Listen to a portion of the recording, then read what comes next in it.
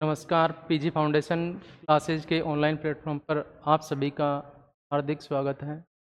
और अपन बात कर रहे थे वैसे पुष्पीय पादपों में लैंगिक जनन की के कुछ टॉपिक्स अपन ने पढ़े थे। उसमें अपन ने लिया था वैसे पुष्प की संरचना, और उसके बाद में पुष्प के कुछ भागों का अध्ययन किया था। पुंकेसर परागकोश की संरचना, लघु बीजाणुधानी भित्ति की संरचना, लघु बीजाणु जनन, और उसी में पढ़ा था अपन ने लघु बीजाणु चतुष्क। लघु बीजाणु चतुष्क में अपन ने 5 प्रकार पढ़ लिए थे। उसके बाद में अपन ने पढ़ा था वैसे लघु परागकोश का स्फुटन, ठीक है। इसके बाद परागकोश के स्फुटन में के बाद अपन पढ़ रहे थे वैसे कि परागकण की संरचना। परागकण की संरचना में मैंने बताया था आपको कि इसके 2 स्तर होते हैं, इसके आवरण के 2 स्तर होते हैं, जिसमें बाहर की ओर बाह्य चोल, जिसको एक्साइन बोल रहे थे, तथा अंदर की ओर क्या होता है, इंटाइन मतलब अंतःचोल होती है, ठीक है। अपन को वहाँ से कम एक चीज़ें याद रखनी है कि बाह्य चोल स्पोरोपोलिन की बनी होती है, जो एक प्रतिरोधक कार्बनिक पदार्थ होता है, ठीक है। और अंतःचोल किसकी बनी होती है, वैसे सेलुलोज और पैक्टिन की बनी होती है।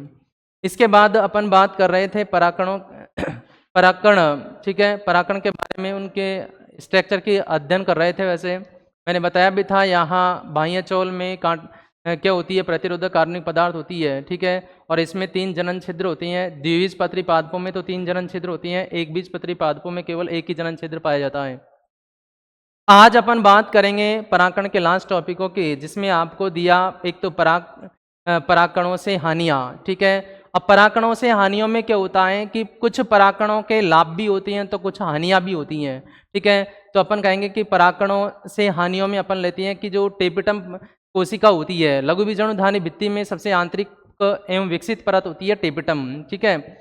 तो टेपिटम कोशिकाओं द्वारा निर्मित प्रोटीन, ठीक है। टेपिटम कोशिकाओं द्वारा जो निर्मित प्रोटीन होती हैं वो परागकणों की बाह्य चोल में उपस्थित गुहिकाएं, ठीक है। गुहिकाएं या खांचों में क्या हो जाती हैं, वैसे भर जाती हैं, ठीक है, या धंस जाती हैं। जो नमी या आर्द्रता के संपर्क में आने पर, ठीक है, ये बाहर निकलती हैं, बाहर निकल कर क्या करती हैं, ये मानव की त्वचा के संपर्क में आते हैं। तो मानव में क्या करते हैं, ये त्वचा से संबंधित एवं श्वसन संबंधी रोग उत्पन्न कर देते हैं। दूसरा लेते हैं अपन कि भारत में आयातित गेहूं की फसल, ठीक है, भारत में आयातित गेहूं की फसल के साथ आने वाले पार्थेनियम पादप या पार्थेनियम पादप, ठीक है, या इसी को कह रहे थे अपन गाजर घास, कांग्रेस घास, ठीक है, के परागकण मानव में क्या करते हैं, वैसे एलर्जी रोग उत्पन्न करते हैं, ठीक है। इसी को अपन वैसे क्या बोल देती हैं, पराग एलर्जियां बोल देती हैं। तो ये अपन कह सकते हैं कि परागकणों से हानियों में जो अपन मेजर टॉपिक लेते हैं वो पराग एलर्जियां हैं, और दोनों हानियां क्या दर्शाती हैं, वैसे पराग एलर्जियों को ही दर्शाती हैं, ठीक है। तो अपन बात कर रहे थे यहाँ पर, ठीक है, परागकणों से हानियों की, ठीक है। तो मैं बता रहा था कि टेपिटम कोशिकाओं द्वारा स्त्रवित प्रोटीन, ठीक है, परागकणों की बाह्य चोल में उपस्थित गुहिकाओं, ठीक है, गुहिकाएं बोल दो, चाहे इनको बोल सकते हैं अपन क्या, खांच, ठीक है, में भर जाती हैं। जो नमी या आर्द्रता के संपर्क में आने पर, ठीक है, ये अपन कहेंगे जो प्रोटीन है ये कहाँ आती है, वैसे बाहर की ओर आती हैं, ठीक है। और मानव में त्वचा के संपर्क में आने पर ये त्वचा एवं श्वसन संबंधी रोग उत्पन्न करते हैं। इसी को अपन क्या कह देते हैं भाई, पराग एलर्जी कह देते हैं।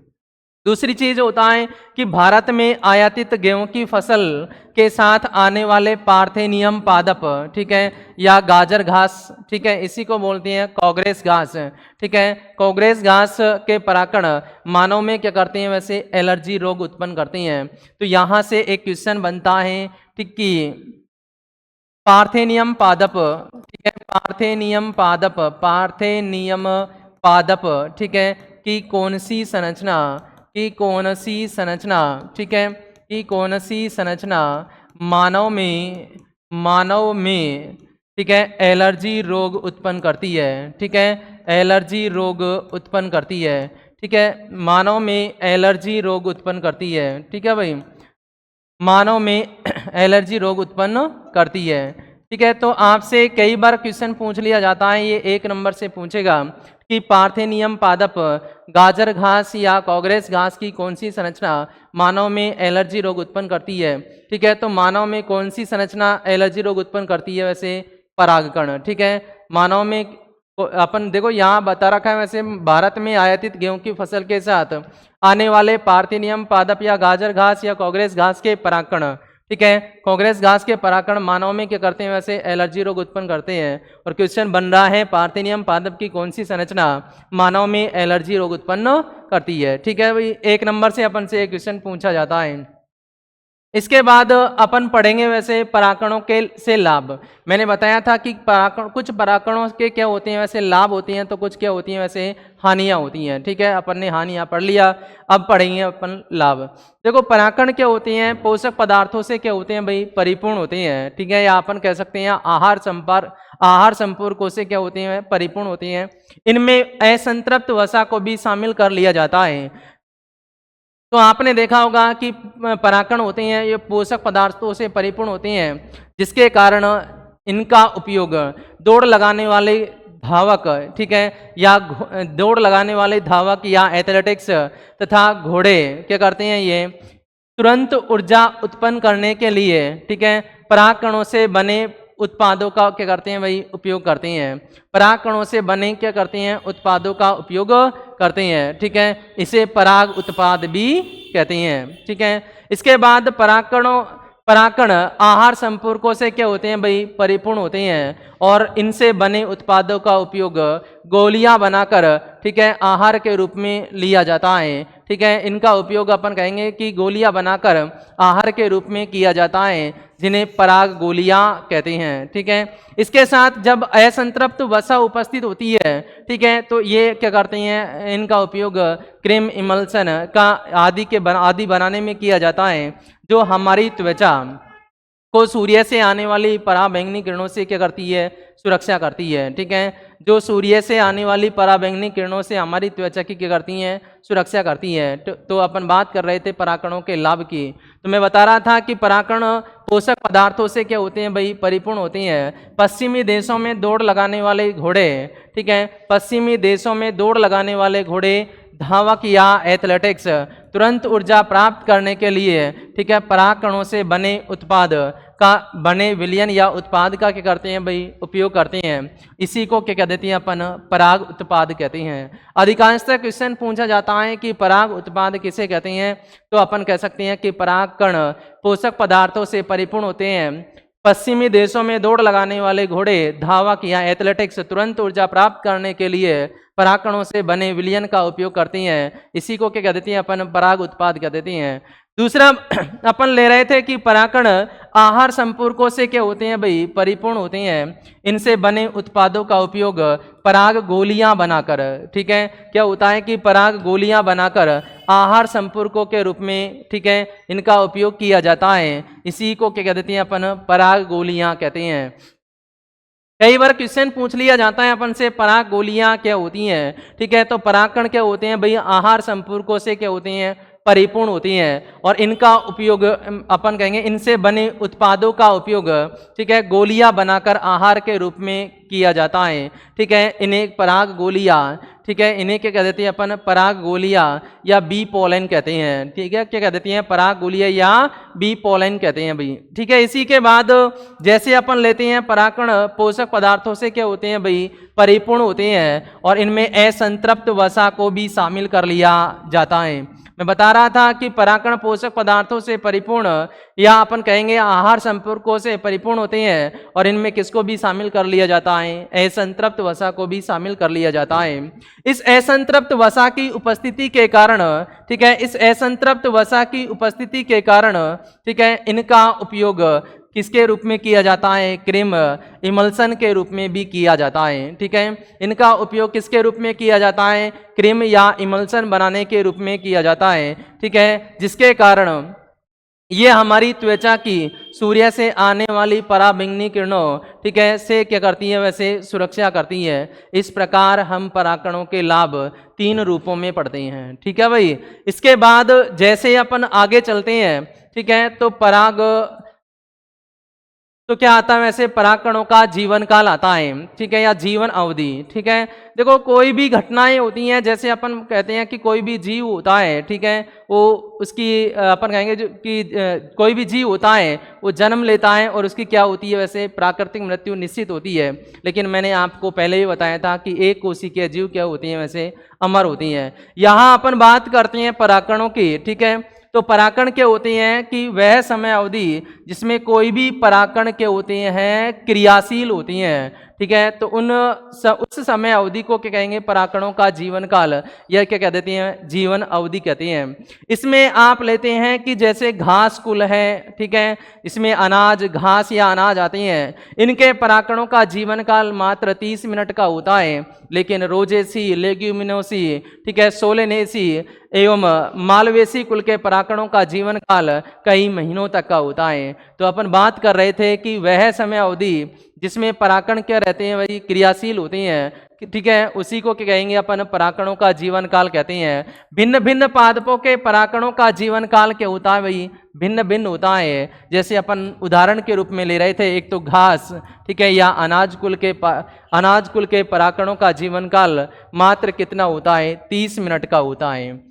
कई बार एवैसेद या रिक्त स्थान के रूप में पूछा जाता है कि घास कुल के परागकणों का जीवन काल कितने समय का होता है, ठीक है, तो 30 मिनट का होता है।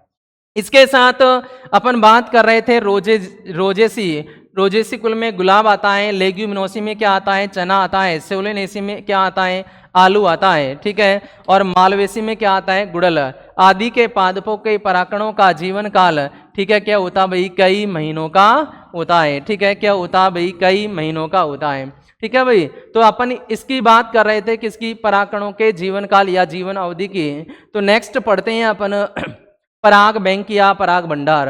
तो पराग बैंक या पराग भंडार में क्या होता है, जैसे शुक्राणुओं को, ठीक है, या अपन कह सकती हैं नर युग्मकों को, ठीक है, कि लंबे समय तक सुरक्षित रखने के लिए उन्हें द्रवित नाइट्रोजन या -196 डिग्री सेल्सियस पर, ठीक है, लंबे समय तक क्या किया जाता है सुरक्षित रखा जाता है, ठीक है।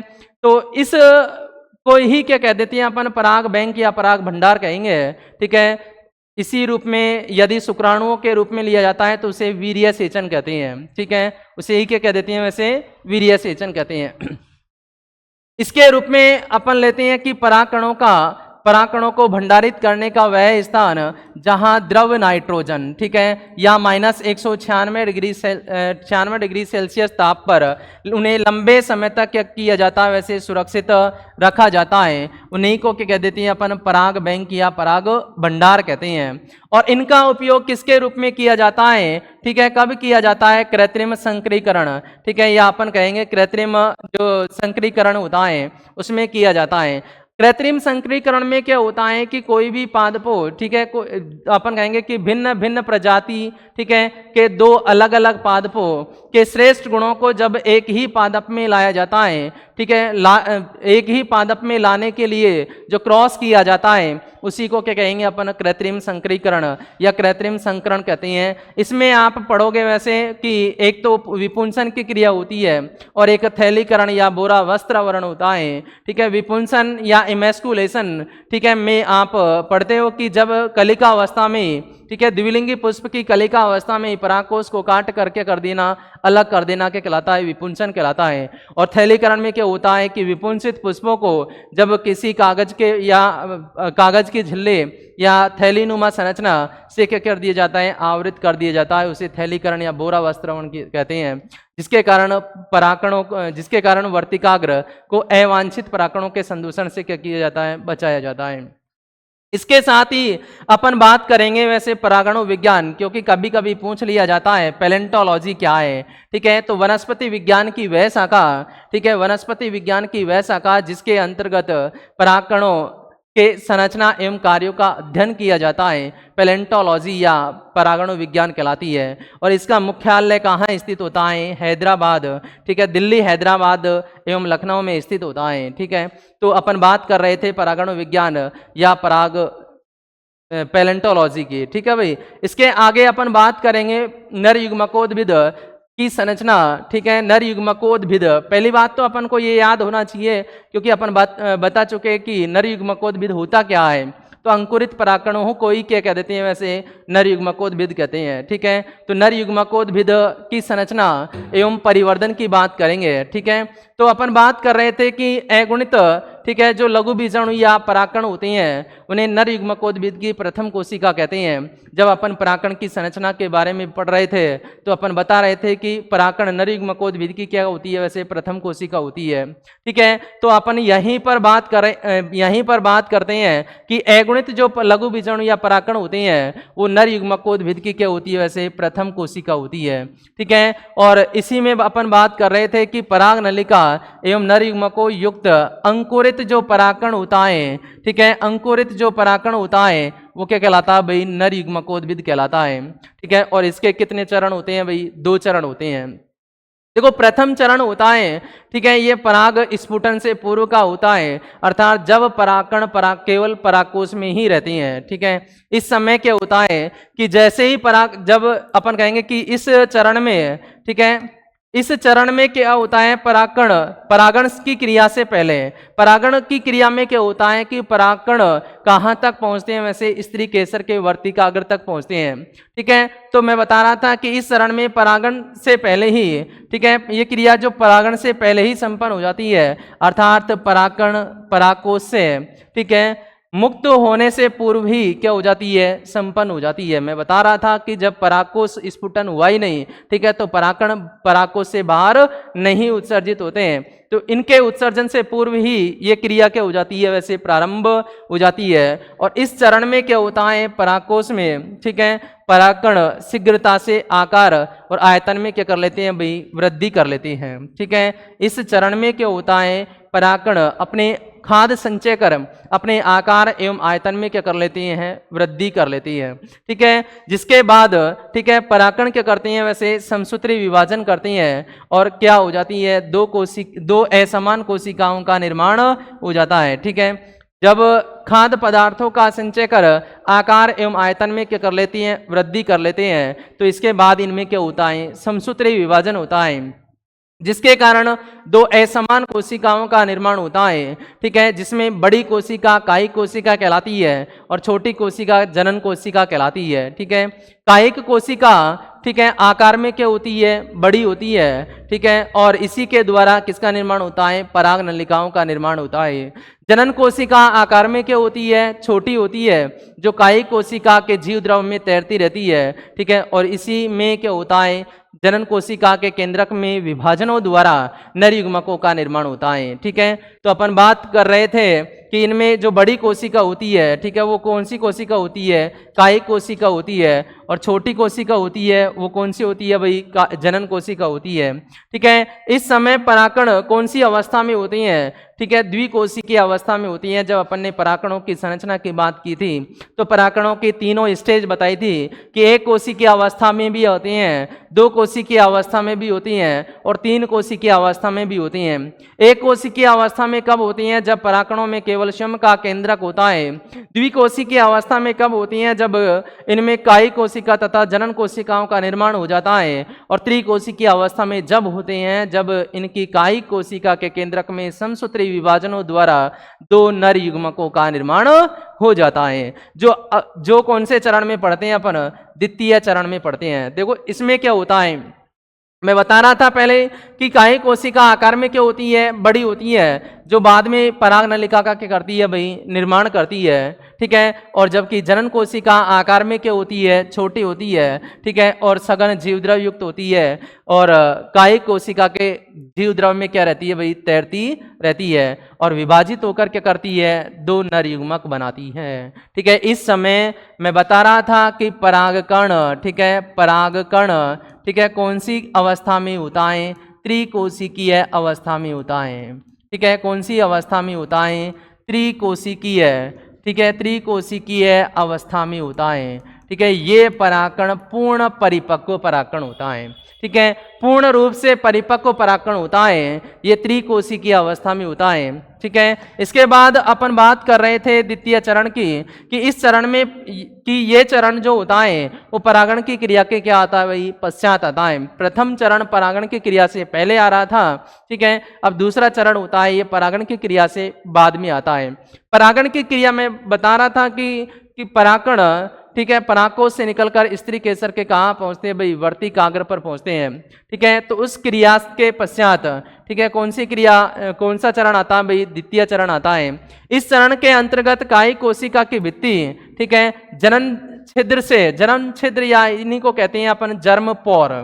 ठीक है, मैंने बताया भी था आपको कि बाह्य चोल, ठीक है, परागकण के उन स्थान, उन क्षेत्र, ठीक है, जहां बाह्य चोल अनुपस्थित होती है।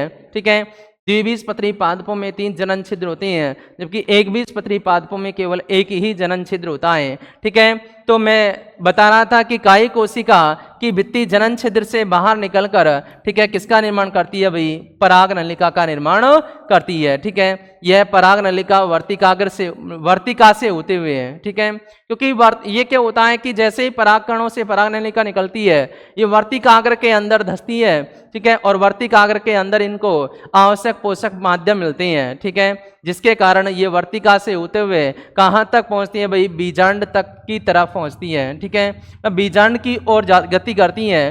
ठीक है, कायिक कोशिका का केंद्रक, कायिक कोशिका का केंद्रक भी इस नलिका में आ जाता है। जैसे ही पराग नलिका का निर्माण होता है तो ये कायिक कोशिका के द्वारा होता है, और कायिक कोशिका का केंद्रक भी इस पराग नलिका में प्रवेश कर जाता है। ठीक है भाई, और इसी को कहेंगे अपन क्या, नलिका केंद्रक कहते हैं, जो कुछ समय के लिए रहता है और उस बाद में स्वतः ही क्या हो जाता है, नष्ट हो जाता है। ठीक है भाई, और इसके बाद जनन कोशिका, ठीक है, जनन कोशिका का केंद्रक, ठीक है, पराग नलिका में प्रवेश कर क्या करता है, समसूत्री विभाजन करता है, जिन्हें क्या कह देते हैं भाई, नर युग्मक भी कहते हैं। ठीक है, समसूत्री विभाजन करता है, जिसके कारण 2 केंद्रक बनते हैं, जिन्हें क्या कह देती हैं, नर युग्मक भी कहती हैं। इस प्रकार परागकण कौन सी अवस्था में पहुंच जाता है, त्रिकोशी की अवस्था में पहुंच जाता है। ठीक है, तो आज के लिए इतना ही। ठीक है, कल से अपन पढ़ेंगे, वैसे यहाँ तक जो भी क्रियाएं हैं वो पुंकेसर की संपन्न हुई, कल से अपन स्त्री केसर की चर्चा करेंगे। ठीक है, धन्यवाद।